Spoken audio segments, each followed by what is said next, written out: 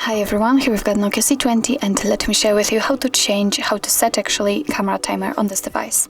So firstly, let's enter the camera app, and right now, since we are in the standard photo mode, we can take a look at this option bar, and on the second position from the left, we've got the timer. So let's tap on it.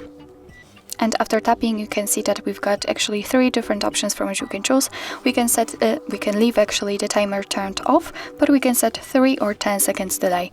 So let me pick 10 seconds delay, just tap on it, and as you can see, the icon changes. So it means that your device will use chosen delay. Let's tap on the shutter button, and as you can see, right now your device will count down from 10, and after that time, it will simply take a photo. Okay, let's check another option. Let's tap on this 3 seconds delay, and the same situation, but right now it is counting down from 3.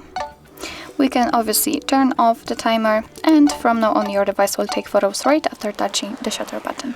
So actually that's all. This is how to set camera timer in your Nokia C20.